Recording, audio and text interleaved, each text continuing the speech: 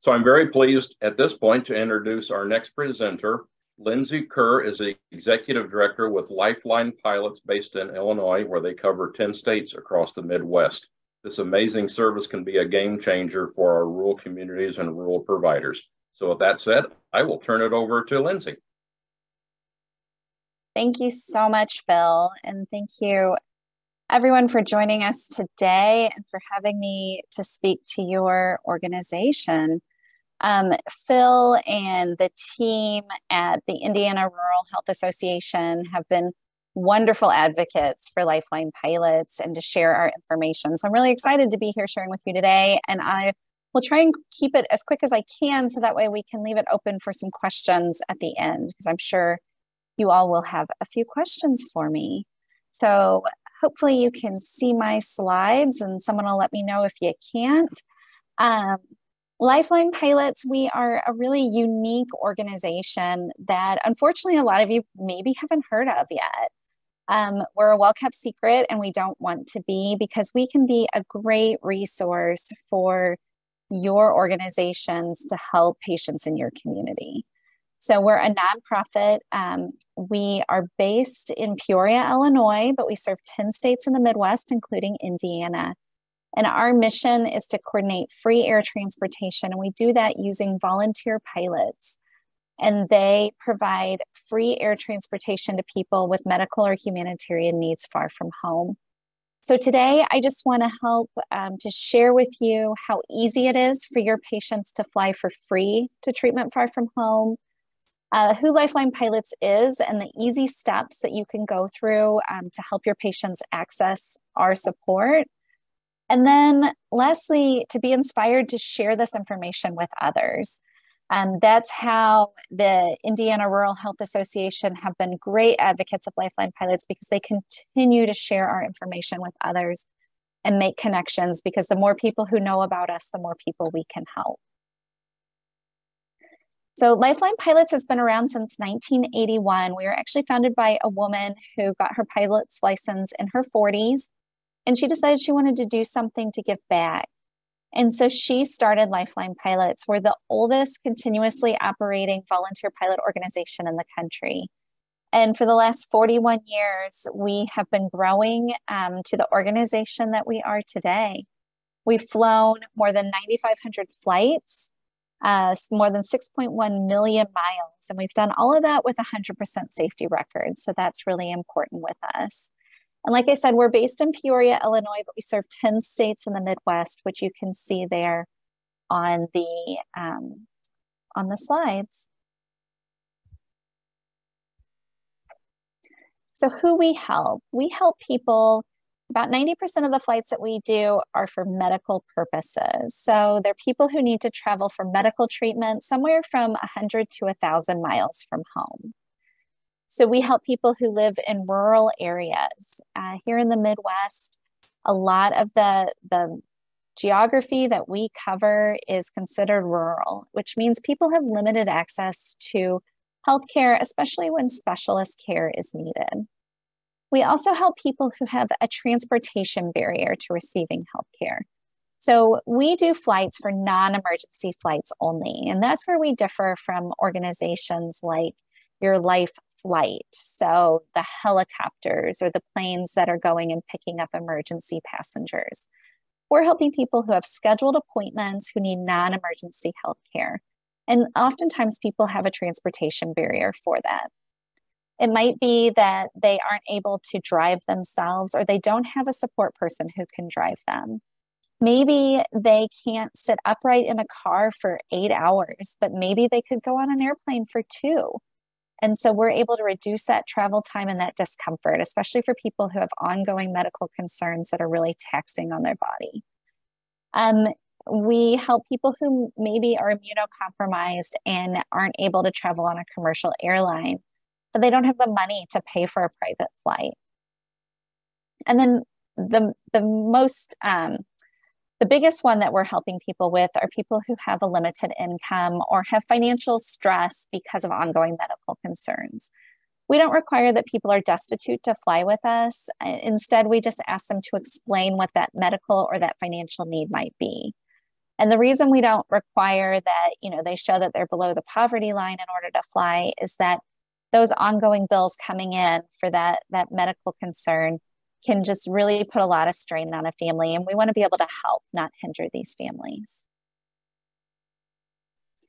So about 50% of the people we fly are for cancer treatment, and many are traveling for clinical trials or treatment that can only be done at a specific hospital. And a lot of those are on an ongoing basis. The great thing about our service is there's no limit to the number of times someone can fly with us. Sometimes they need to fly once for a second opinion. Sometimes they need to fly once a month for a clinical trial. In both of those cases, we can help. This is a great example of somebody who we were able to fly for treatment. This is Cassie, and she fought late-stage breast cancer with the help of dozens of volunteer pilots. They made that journey for her just a little bit easier and a little bit shorter. She was flying from northeastern Kentucky to, northeastern Tennessee to MD Anderson in Houston, Texas. And that was a long drive for her. It was a lot of time that she was going to have to be away from her husband and her son. And she just wasn't going to be able to do the treatment if we weren't able to get her a ride there. And Cassie, she knew that this treatment wasn't going to save her life, but she was hoping that it would extend it so she could have just a little bit more time with her son. So we flew her last year from November until March. And then at the end of March, she had to stop treatment. And unfortunately, Cassie passed away on March 30th. But as we've told our volunteer pilots, we know that the days and the hours that we gave to Cassie and her family are so important. And that's what we can do to help people who are going through these really hard times. We can add to those moments that they can have with their loved ones. So we're not limited to only flying people for medical related flights. We also help people for humanitarian purposes. This includes people who maybe need to fly to be with dying or terminally ill relatives, parents who want to fly to visit their sick child in a hospital. We fly a lot of parents back and forth to St. Jude because one parent is staying with the child at St. Jude and the other is going back and forth. We've even spoken with refugee services, human trafficking organizations about helping their clients who need to travel. So this is a great example of a humanitarian flight. There's a young boy who was flying, who needed to travel from St. Jude to Central Illinois because he wanted to attend his 8th grade graduation. His doctors only gave him a couple days that he could be away from the hospital, and it wasn't long enough for them to be able to drive. And for a child who had been in the hospital since before Christmas, so we were talking about 6 or 7 months that he had been in the hospital away from his peers.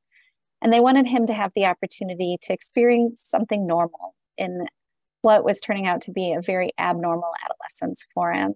So through a friend of one of our pilots, we were reached out to, and within hours of posting the flight, we had pilots booked for him. And we were able to help Hunter get from St. Jude to the Peoria area so that he could attend his graduation. So it's easy for passengers to fly with us. Our medical passengers, we have an online application, and then we have experienced mission coordinators who make that journey as easy as we possibly can for them. So like I said earlier, everybody who flies with us needs to have a financial or a compelling need. So they have to have, they must be able to tell us about the financial restraints that they have or the travel or medical restraints. Now, because we're doing non-emergency flights, the passengers are flying in a small 4 to 6 seater airplane. Our pilots own their own planes. The passenger has to be able to sit upright for the duration of the flight. They have to be able to step up 12 to 14 inches in order to get into the plane. The great thing is that they're traveling from the airport that's closest to their home. So if they live in northern Indiana, they're not having to travel to one of those big airports like Indianapolis or Chicago. Instead, they're able to fly from the small regional airport that's closest to their home, and then we fly them to the closest airport to their treatment. Everybody who flies with us can take a caregiver or companion. Adults can take one and children can take two. And the reason that we limit the number of people who can fly is because weight is really important on a small airplane. We have to know the weight of everybody who's flying with us. Sometimes the passengers contacting us directly, but more and more we're having referrals from medical professionals. So those are social workers, nurse navigators, case managers, doctors, all of those different people, even administrators, are reaching out to us and helping to start the process of getting an application submitted. Like I said, there's no limit to the number of times someone can fly with us. So once we get them set up in our system, then it becomes easy to do reoccurring flights. Our pilots are the amazing people who make this service happen. This last year, our pilots donated $1.6 million in free flights for people who needed to travel. They're amazing people. So they donate their time, their aircraft, their fuel, everything associated with the flight is given by the pilot. It's actually against FAA regulations for them to take any sort of funds to cover the costs of the flight. And the reason our pilots do this is twofold. The first is they love to fly.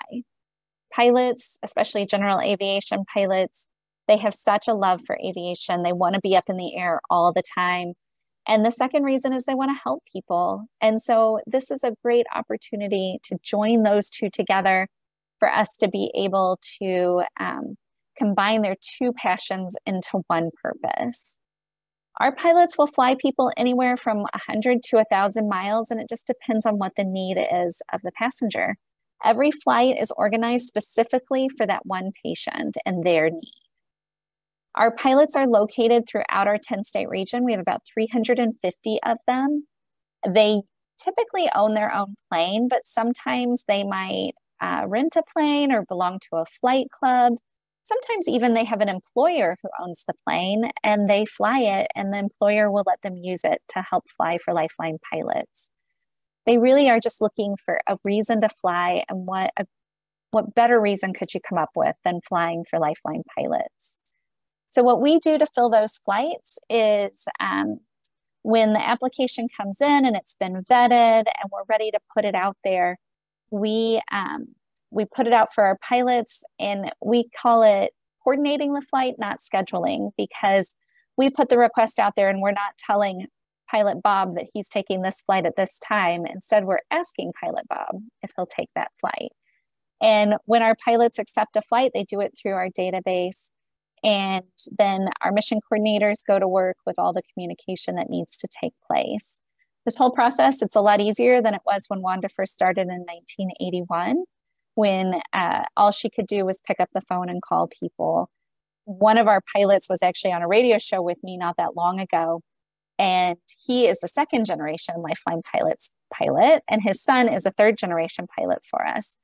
But he could remember when Wanda first started the organization and his dad flew for her, and the phone would ring in the middle of the night, and this is when you only had landlines, and they would always know that it was Wanda calling with a flight for his dad because that's the only way she could reach out to people. Thankfully, we don't have to do that anymore. Well, we have to call sometimes if it's getting tricky and we're trying to fill a flight, but usually we're able to do it through our database.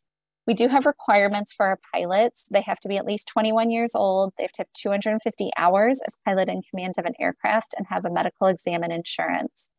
And then they have to hold a current license, and their airplane has to be current with the FAA, which means annual inspections have to take place. So we do a lot to make sure that our pilots and our passengers stay safe. While we cover 10 states in the Midwest, we're not limited to only staying within those 10 states. We work with other volunteer pilot organizations to facilitate missions that might happen outside of our area. So if passengers need to fly to the East Coast, or they need to fly to Texas, to MD Anderson, then they're able to do that too. I'll just go through real quick how the process happens, and then maybe we can skip through a few slides and open it up for questions if there are any. So in order to request a flight, the request is made by submitting our online application. This can be done through our website. And the best thing to do too is to give us a call and talk with our mission coordinators. If you think you have a flight that you would like to use our service for, our mission coordinators are great about providing information and feedback on whether or not we'd be able to help. If we can get that application submitted as soon as possible, we need about 5 working days for the first application to come through in order to fill the flight. The main reason for that is we have to get a physician's release. The physician's release verifies the need for us, so it helps us to make sure that we're not being taken advantage of and our pilots aren't being taken advantage of. It also tells us that it's safe for the passenger to fly in a small unpressurized aircraft. Once we get that physician's release back, then we go to work finding pilots. So if you go onto our website, you can see that we have you just go to lifelinepilots.org, you go to passenger, and we have a flight request form. We have a lot of frequently asked questions on our website too, full of information. This just gives you an idea of what the request looks like, and it is going to ask you if the flight is 5 days from the current day. And that's really important because we need those 5 days in order to fulfill the flight. So the kind of information we're looking for is when the request is, where they're traveling from and to, who's going to be traveling with them, and then we need the weight of all the passengers. We also have information on our website for medical professionals. So check this out. It has a lot of frequently asked questions there. And I'm going to skip through this. You do have our slides, so you can read some of these stories as well. And then finally, I just want to say that the goal of talking to you today is so that we can help more people. So I do just ask that you help us to spread the word. I'd be happy to come and speak at individual hospitals or networks that you belong to. So please just help us to continue to share the message of LifeLine Pilots and help more people who are in need. So hopefully you were able to get a few nuggets out of this quick presentation about how LifeLine Pilots can provide free flights for people who need to travel for medical care. You can find us on social media to help us share our message. Check us out on our website or give us a call if you think that you have a patient who could use our service. So I don't know if we might have a minute or two for a few questions, if there are any. Yes, we do, Lindsey. Thank you very much. This is an amazing extension of patient care that can be had for our hospitals. We do have a couple of questions for you. What is the most common destination provider hospital that you have? I'd say we have 3 or 4 that are really common. The first being Mayo Clinic. We travel to Mayo from all throughout our 10-state region and beyond. We work with a lot of other volunteer pilot organizations outside our region to fly their passengers to Mayo Clinic.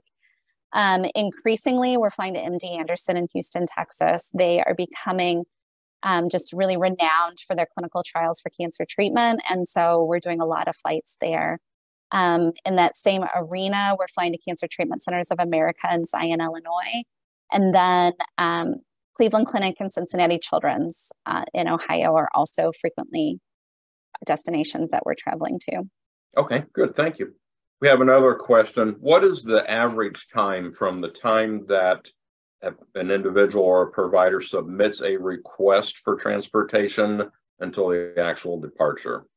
I know you said there was a 5-day period in there. Yeah, we have a minimum of 5 days. For repeat passengers, we can do it a little quicker, but the more notice we have, the more likely we are to be able to fulfill the request.